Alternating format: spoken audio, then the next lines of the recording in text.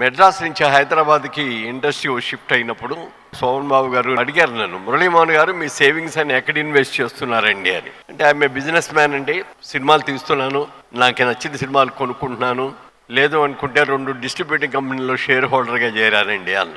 అప్పుడు ఆయనతో అన్న, ఏమండి మరి నాకంటే పెద్ద హీరో మీరు, నాకంటే సీనియర్ హీరో మీరు, మరి మీరు ఎంతో సంపాదిస్తున్నారు కదా, మీ ఇన్వెస్ట్మెంట్స్ అన్ని ఎక్కడ చేస్తున్నారండి అని అడిగారు. అప్పుడు ఆయన ఒకే ఒక్క మాట చెప్పాడు, మురళీమోహన్ గారు, ఈ ప్రపంచంలో 3 వంతులు సముద్రమే ఉందండి, కేవలం 1 వంతు మాత్రమే ల్యాండ్ ఉంది. ఈ 1% ల్యాండ్లో డెజర్ట్స్ ఉన్నాయి, బోల్డెన్ చోట వాటర్ ఉండదు, అక్కడ బతకలేరు ఎవరు. అలాగే మంచు కొండలు ఉన్నాయి, నివాసయోగ్యమైన స్థలాలు చాలా చాలా తక్కువ ఉన్నాయండి. ప్రపంచం యావత్తు కూడా జనాభా రోజు రోజుకి విపరీతంగా పెరిగిపోతుంది కాబట్టి రాబోయే రోజుల్లో ల్యాండ్కి విపరీతమైన డిమాండ్ వస్తుంది అన్న ఆలోచనతోటి నేను